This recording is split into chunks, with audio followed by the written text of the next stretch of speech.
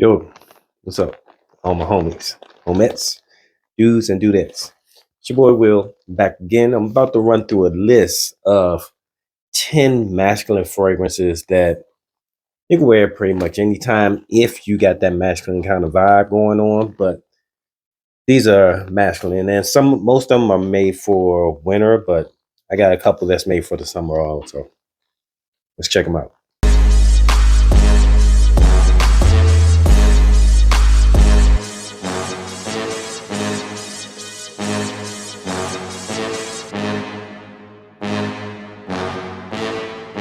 All right, so let's get started with this first one. First one is up.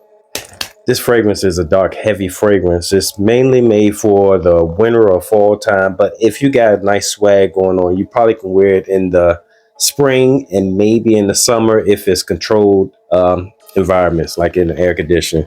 But this one is Lalique's Ombre Noir. They're coming in, Ombre Noir. This one kind of comes off like a vetiver, a heavy vetiver vibe to it, but it doesn't have any vetiver in it. What it is, it has a fig leaf. So instead of that juicy kind of fig, it comes off really vegetal, and it has mint in it, and I think it's tobacco. But it's a nice fragrance, but it's a very dressed up kind of fragrance.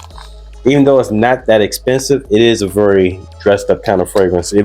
And at one point, this fragrance was pretty hard to get, but I think you can get it now, and it's not too expensive either. Usually they run between $25 and maybe $60, something like that. But yeah, Ombre Noir by Lalique. That is number 10. I'm not really numbering them, but I probably will number. I may. Who knows? That's number 10. Number 9 is this one here. It's another dark fragrance. This is actually a fragrance that I could be wearing right now. Like I got on my biker jacket, and this is kind of a fragrance that you will wear at this time. But this is Dark Rebel by John Varvatos, and it has the John Varvatos little symbol on the top of it. And this one, this is a dark fragrance. Can't find the sprayer, but it has like a heavy leather vibe, but it also has something sweet in it that sweetens it up a little bit, but it comes off very, very masculine. It's kind of a fragrance that most women would like, but they wouldn't like, if you know what I mean. Like if the right guy is wearing this is a fragrance that a woman would love, but if the wrong guy is wearing it, this is a fragrance that a woman probably would be like, this stinks. You know what I mean? So yeah, Dark Rebel. This is a really good fragrance, and it's not too expensive. It's also one of the least expensive fragrances that I have. Yeah, least expensive fragrance on the list. Dark Rebel. Number 9. Then we're gonna go with this one here. This one is another leather fragrance, and I actually wore this fragrance not too long ago, but this is CH Man Privé, and it has the flip top, and this one has the leather in it, and this is a different kind of leather. This one is a little bit more tart than the Dark Rebel. The Dark Rebel is not a super sweet fragrance, but it's a dark sweetness to it. This one is more of a tartness, almost like if you had leather on and a rind from a lemon or something. So it was kind of dark. It's not as fresh as the Dark Rebel Rider, not Dark Rebel Rider, but this is number 8, CH Men Privé. Really good fragrance. I think it's been discontinued, but if you could find it, it's a good fragrance to have in your collection, just as even if you don't wear it too often, it's something that you can refer back to. Now this is another fragrance. This one was that 10, 9, 8, 7. This is number 6. It's number 6. Somewhere in there. I have the numbers up there. But this one is not really talked about too much. And this one is a masculine fragrance, but this is actually a fragrance that you can wear more often. And this one can be used for like office attire. This can be used for dates also if you're if you're comfortable enough wearing it. But this is Hypnos, and this has a really cool looking bottle, almost Art Deco kind of a bottle, where it's kind of the bottle is square but it's twisted. And this one has a this one is one of those sprayers that gets hit and it doesn't let you see where it is. And this is a more of a fresh fragrance. This is it's fresh, but it's dark in the background. It's not a fresh, playful kind of fragrance like you go to the a cookout or a day date. It's not necessarily that kind of fragrance. It's fresh in a way of you're clean, but it's still a dark kind of presence, like a mysterious guy. You're not sure what he's thinking, what he's going to do. Almost like a mob boss. You know what I mean? It's kind of the fragrance that it is. But this is Hypnos. Most people, I haven't heard a lot of people talk about this fragrance, but it's a good fragrance. It's I haven't put a major dent in it because it's very situational fragrances. Most of these fragrances are very situational. There's a few in here that you can wear most of the time, but most of them are very situational. Next one up, that's 10, 9, 8, 7. This is number 6. And this one is Issey Miyake's Polaris, or Nuit d'Issey Polaris to be exact. Now this one has a very spicy vibe to it too. And this one I think has leather in it too. As I'm looking at, I think a lot of these have leather in them. But this one is more of it's a sweet leather, a sweet vibe to the leather, where it's almost like a leather and a suede mixed together. Not necessarily, it's not like all of these fragrances smell different from each other. So this is not the same type of leather kind of vibe that's in here. And it has this sweetness, but a darkness to it, almost like an apple, a sweet, juicy apple sitting in dirt. And I know that might not sound appealing, but it's that kind of a vibe. And it's a sweetness, but it's dark, a dark sweetness. That is Polaris by Issey Miyake. And then we are winding down to top 5. Top 5, we have this one here. This is actually I was going to say this is the only clone, but I have another one that's a clone. But this is Lumani Black Intense. Most people haven't heard of this, or I haven't seen a lot of people talk about this one. This is a nice fragrance because it clones another fragrance that's also a masculine fragrance, which is Oud Wood by Tom Ford. I think it's Oud Wood. And it has the oud in this. It's not a dirty, skanky oud. It's a very wearable oud, but it's a earthy oud. It's kind of green also, and it's kind of vegetal, but it's a good one if you're looking for something that's going to be a little bit different than your normal everyday kind of wear, but where most people are going to be wearing. This is a nice one. This is Lumani's Intense Black. I think that's what it is, but I'll have the name up there.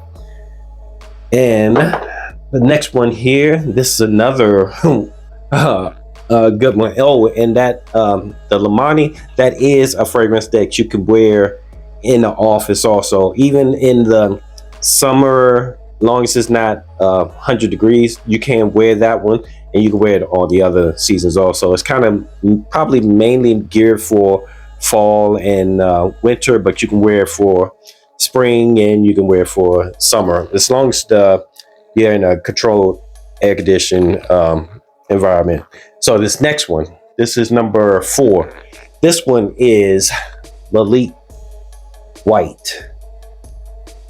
This one is a really good fragrance because this one has this is one of the ones that you can wear for the summertime and the springtime. Has a nice freshness to it that's different from your run-of-the-mill, like a Bleu de Chanel fragrance, kind of like that. This one actually is a clone, or maybe a rendition, of Parfums de Marly Galloway. And I guess because it has the white bottle, you may have put it together, but it has a freshness to it, and it has these florals in the background, but it still comes off very masculine. It comes off like a fragrance that a well put together guy would have on, that has a suit, maybe even a vest on under it, and have a button up on. This is a really put together kind of fragrance. And this is one of the ones that's not too expensive also. So if you look for a fresh masculine um, summertime, daytime kind of fragrance, this is one of the good ones. And that's the last clone that I have on here. And then the next one we have here, this is a doozy here, but this one is a different one. This is Japor's by Bosharon, and this is the EDP. I'm not sure if that name is coming through, but this one gives you the vibe of being a prince, Egyptian prince, almost like an Indian prince, and it gives you the vibe of walking through the deserts, Indian desert, and you're getting all the spices and the vibes coming from like the different markets that they have set up, and oh my goodness, it's so masculine. This is not a scent that anyone under 35, they're probably not going to wear this. They're probably not going to like it. But for a grown man, if you're looking for something that stands out and actually smells good and doesn't smell like Old Spice, this is a really great fragrance. That's Japor by Bosharon. And next one up, this one actually is a fragrance I think is discontinued. Sorry to say, but this is and it's a little bit harder to wear. It's probably on of the list. This is probably the hardest one to wear, but this one is Aramis, and this is Tobacco Reserve, if that's coming in. Yeah. So this one is a deep, heavy fragrance, but it's cutting, it's piercing. This is not a easy wear fragrance, but it's very masculine. If you can get past that opening, the opening is kind of piercing and almost scratchy a little bit. But if you get past the opening and get into the mid and the dry down, this is a very masculine fragrance, and it's not something that most people are going to be wearing. Most people are not even going to like this because they're going to probably get turned off from the opening of it. But I think is discontinued, if I remember correctly.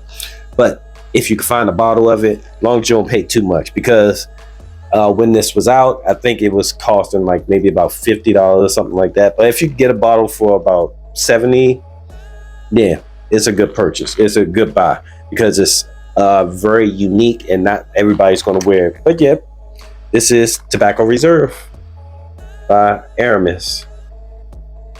The name will come in. I'm trying to get the name to come in, but the camera's not working with me. That was number 2. Okay, and the last one. This last one. Now, some people may not think of this as being a masculine fragrance, but it does have a very masculine, put together, very, I know what I'm doing kind of vibe to it. And this one is Acqua di Gio Profumo.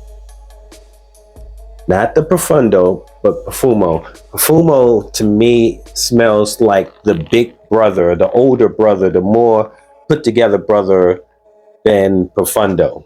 And Profundo almost comes off as a little playful and childish. This is more of a grown-up kind of vibe. This one has that. Well, if you smell Acqua di Gio, imagine Acqua di Gio dressed up a little bit. Maybe making you feel a little bit like an older version of it. This is good for the older guy or the more mature guy that doesn't want to smell like Acqua di Gio, the regular one, or the Profundo, because the Profundo is more of a, you know, spring kind of fun kind of fragrance. This one is more dressed up. This is a fragrance that you would wear to a ball, or if you're wearing to work, or if you're going to a business meeting that you want to be taken serious. This is more of the one that you want to go wear with. If you're wearing Profundo, you'll probably wear that to like a hangout, you know, going bowling with your friends or something like that. But yeah, that's number one, Acqua di Gio Profumo. And that's all I got for you. That's 10 fragrances, masculine fragrances, that if you're looking for something that's masculine, that's going to fit the vibe that you're working with at that moment. If you're trying to go for a very masculine vibe, those are 10 fragrances that you might want to try out. They might work for you. All right. Thanks for hanging out with me. I know you could be anywhere else in the world, but you're here with me talking about 10 masculine fragrances. Until next time, it's your boy Will. Deuces.